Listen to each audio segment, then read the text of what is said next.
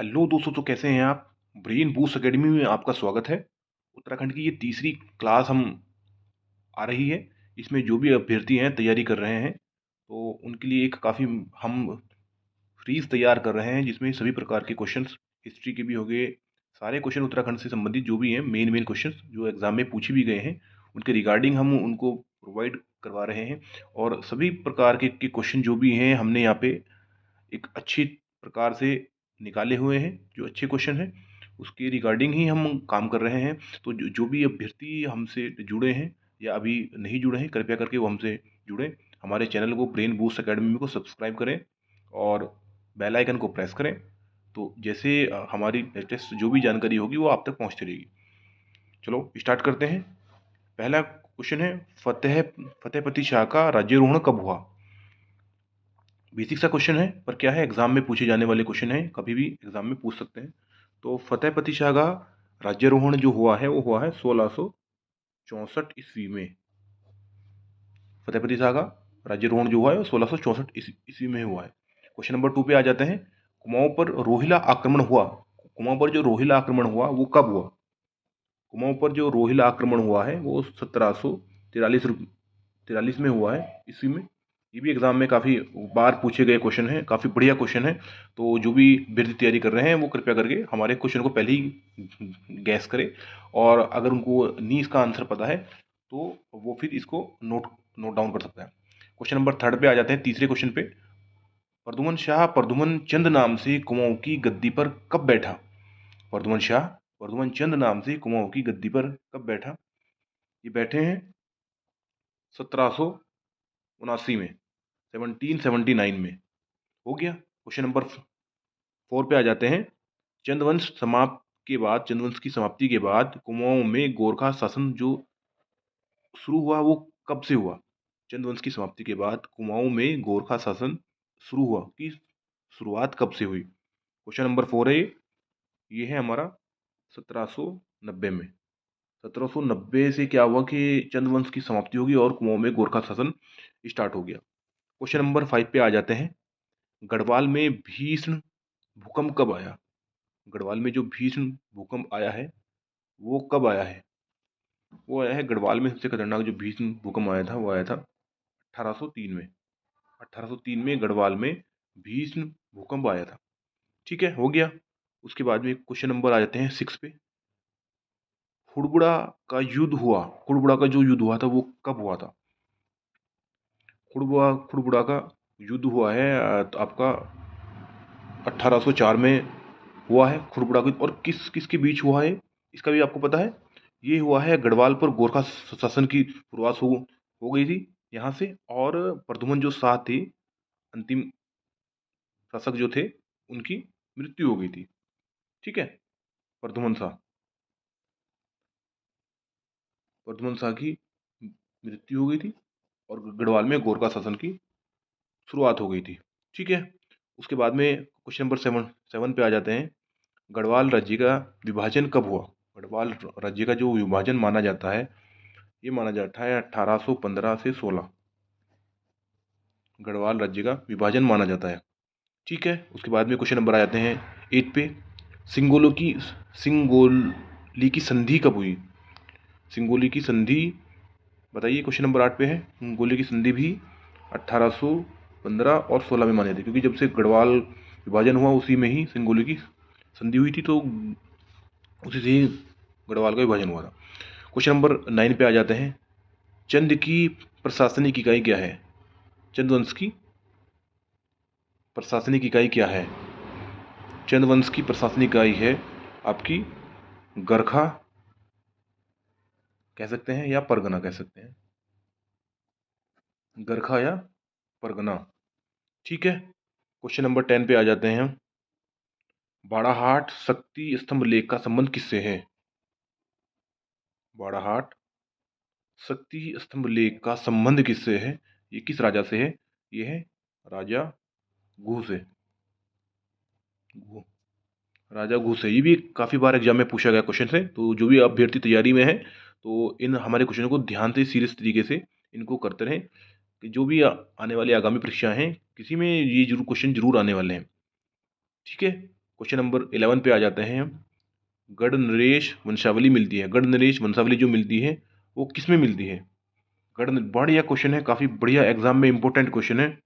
गढ़ नरेश वंशावली जो मिलती है ये किस में मिलती है? ये मिलती है सभासार में। सभासार में गढ़ नरेश वंशावली मिलती है। ठीक है, क्वेश्चन नंबर 12 पे आ जाता है।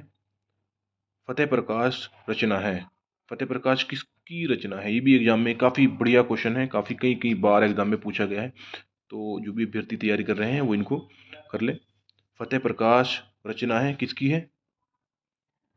रतन कवि की है, रतन कवि, कवि रतन। ठीक है, ये हो गया। उसके बाद में क्वेश्चन नंबर हम आ जाते हैं 13 पे। केदार मंडल व स्त्री देश पर ललिता वृत्ति के आक्रमण की जानकारी जो मिलती है ये किस में मिलती है? क्वेश्चन नंबर दोबारा, केदार मंडल व स्त्री देश पर ललिता द्वितीय के आक्रमण की जानकारी मिलती है, ये मिलती है राजतरंगिणी किसकी है? कल्हण, कल्हण की राजतरंगिणी से हमें केदार मंडल व स्त्री देश पर ललिता द्वितीय के आक्रमण की जानकारी प्राप्त होती है। ये हो गया। इसके बाद में क्वेश्चन नंबर आते हैं 14 पे। गणराज वंश काव्य तथा गणिका नाटक किसका है? ये भी काफ़ी बढ़िया क्वेश्चन है। गढ़ राजवंश जी भी एग्जाम में पूछे गए क्वेश्चन है, काफ़ी बढ़िया है। गढ़ राजवंश काव्य तथा गणिका नाटक किसके हैं? ये हैं जी, ये है मौलाराम के, मौलाराम, मौलाराम के हैं। मौलाराम के से काफ़ी क्वेश्चन आते हैं उनकी काव्य के बारे में, तो इन क्वेश्चनों को आप तैयार कर सकते हैं। क्वेश्चन नंबर 15 पे आ जाते हैं। पवाड़ा, जागर, भड़ों ये क्या है? ऐसे पूछ लेते हैं एग्जाम में, ऑप्शन आपको दे देंगे कि पवाड़ा, पवाड़ा, जागर, भड़ों हैं, क्या हैं? ये हैं जी आपकी लोक गाथाएं हैं।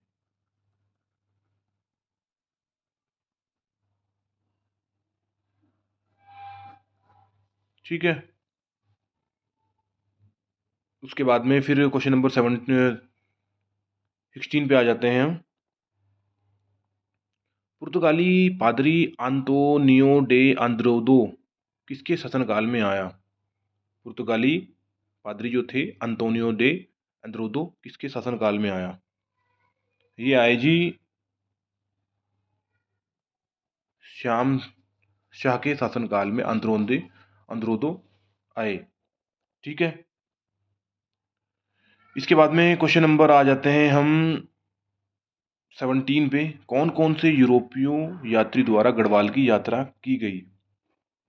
कौन कौन से यूरोपीय यात्री हैं जिनके द्वारा गढ़वाल की यात्रा की गई है? ये क्वेश्चन मैं आप लोगों के लिए छोड़ देता हूँ। इसमें मैं एक हिंट दे देता हूँ। MB एक शॉर्ट ट्रिक बनाई है मैं आपको, आप मुझे बताओ ये कौन कौन से हैं?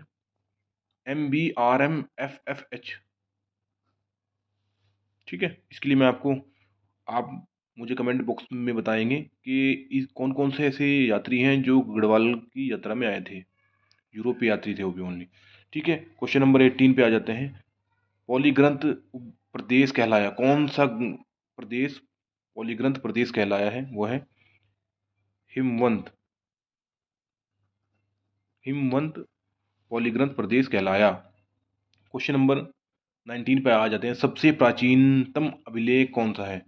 सबसे प्राचीनतम अभिलेख बताइए कौन सा है? सबसे कई बार एग्जाम में पूछा गया क्वेश्चन है, ये है कालसी, कालसी अभिलेख। ये किसका है? ये भी पूछ लेते हैं, कालसी अभिलेख किसका है ये पूछ लेते हैं। ये है अशोक, अशोक महान का है। अशोक राजा है ना जो उत्तराखंड खंड में जो राजा रहा है उसका है कालसी अभिलेख। ठीक है, क्वेश्चन नंबर 20 पे आ जाते हैं। उसको मत समझ लेना, अशोक महान को। ये उत्तराखंड में जो शासन किया है राजा है अशोक, ये उनका है। इतिहास में भी इनकी जानकारी मिलती है, मॉडर्न हिस्ट्री वाले। ठीक है, क्वेश्चन नंबर 20 में आ जाते हैं। शक्ति स्तंभ लेख प्राप्त हुआ, शक्ति स्तंभ लेख वो कहाँ कहाँ से प्राप्त हुआ? ये भी एग्जाम में कई बार पूछा जाने वाला क्वेश्चन है, पूछा गया है। ये मिले हैं गोपेश्वर तथा बौड़ाहाट से, गोपेश्वर और बौड़ाहाट से ये प्राप्त हुए हैं। ठीक है। तो गाइस, जितने भी क्वेश्चंस मैंने करवाए हैं ये आपके एग्ज़ाम में पूछे जाने वाले हैं। और उसके अलावा ब्रेन बूस्ट एकेडमी, जो जो भी अभ्यर्थी नए हैं वो हमारे चैनल को सब्सक्राइब कर सकते हैं एंड लाइक कर सकते हैं और बेल आइकन को प्रेस कर सकते हैं। तो ऐसे ही क्वेश्चन, ऐसी ही जानकारी आपको प्राप्त होती रहेगी। और मैं आशा करता हूँ कि जो भी अभ्यर्थी हमसे जुड़े हैं, एक ना एक दिन जल्द से जल्द उसका आगामी परीक्षाओं में हमारे बताए हुए क्वेश्चन में से उनका सिलेक्शन होगा, ये उम्मीद करते हैं, आशा करते हैं। और जो भी अभ्यर्थी उत्तराखंड ऐसा ही है, जिस भी प्रकार की आगामी परीक्षाओं की तैयारी कर रहे हैं, वो लगातार करते रहें। तब, क्योंकि एसआई के तो फॉर्म जो फिल करने की डेट थी 20 फरवरी, वो पूरी हो गई है। तो सरकार द्वारा बहुत जल्द इनके फिजिकल के लिए भी डेट अनाउंस कर देगी। तो जो भी अभ्यर्थी हैं वो तैयारी करते रहें, क्योंकि इसमें भर्ती में समय उस हिसाब से कम है। तो काफ़ी बढ़िया वैकेंसी है। अपने माँ बाप का मान रोशन करने के लिए आप मेहनत करते रहें लगातार, और आपको एक ना एक दिन सफलता जरूर मिलेगी। धन्यवाद। ओके।